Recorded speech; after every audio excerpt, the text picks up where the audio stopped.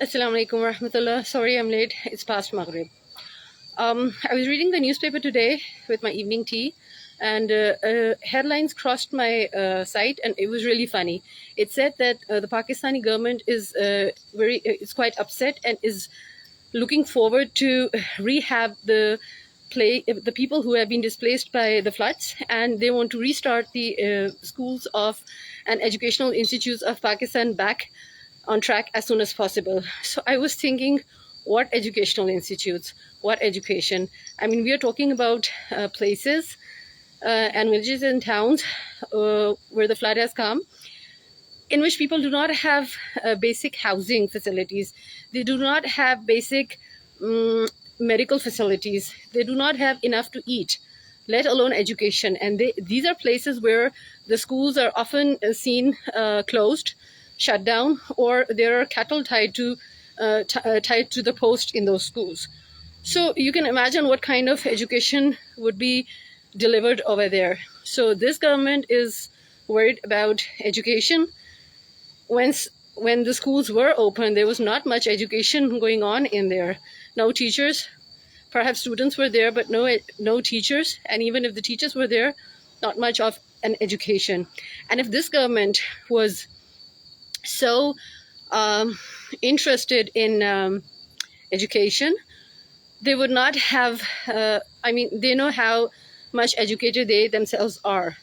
So they would not have enforced their uneducated selves upon us. Like, these are illiterate people. The Noon League and the PPP and their coalition, most of them are illiterate people. When Pakistan government came up with the law that, the people in the parliament must be at least bachelors, there was a flurry in the society to get fake degrees because there was no time to get genuine degrees. So, if they were so interested in education, would they have come up and sat on the government seats in Pakistan? Absolutely not. And I was just recalling that Michelle Obama, she once granted Maryam Nawaz $70 million for education in Pakistan. Michelle, I'm really surprised that when you people donate to some person or some organization, don't you do a check on them? That what kind of credibility they have? How could you give $70 million to Maryam Nawaz, knowing the crooks they have, the history knowing the crooks they are, and the history they have? I mean, they have international papers and magazines written on them, and books telling about the corruption of these people. How could you give the $70 million to Maryam Nawaz? And can anybody tell what happened to those 70 million? And the standard of education and the concern for education is not that just the government is ignorant about it, or the working classes ignorant about it.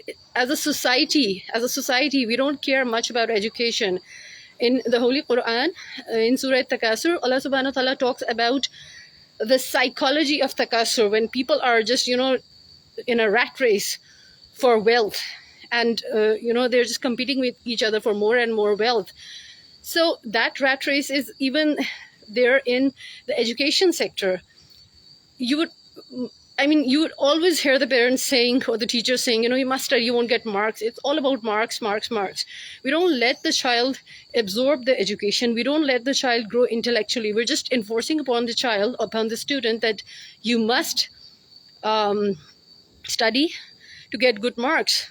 And why to get good marks? So that you get a good degree and you get into a good college, a university, a prestigious university, and then you can show that degree around, flash it around to get a good job, and you need a good job to get more money. So at the end of the day, even if you want good education for our children, it's going back to getting more money. We're not interested in the intellectual growth of our child. We're more interested in him or her just grabbing more marks so that they can grab more money in life. So this is the situation we have of education in I think I would not just say Pakistan, but mostly in the East. And I know I'm looking very horrible, all black and dark, but you can safely say that the status of education is pretty much what you can see on the screen right now, all dark and all black. And lastly, and most importantly, I would say that if the people of Pakistan were so interested in education, we would not have let Dr. Afia Siddiqui rot in the American jail for the last 19 years. It's the month of September, and 23rd September is coming up, in which it's 3 weeks away from today. And in 2010, she was pronounced a punishment of 86 years in prison. So that punishment in itself, you might as well have said, lifetime in prison. Why did you have to make a joke and say 86 years in prison? How can a person come out of jail after 86 years and get back to life? Obviously, you meant her to die and rot away in that American jail. So Dr. Afia Siddiqui was a genius educationist, and she had big plans for Pakistan to make it the educational seat of the Muslim world, of Asia, of the East. And she had even bought a big piece of land in Karachi for it. And she had an amazing educational system. But our government, our establishment, our people are just not interested in campaigning for her. Like the general public in Pakistan, they have sympathy for her, they have their prayers for her, but that's about all. They are not struggling for her freedom. And what is the struggle? Like if you look at the flood and how people are trying to combat it, that's struggle.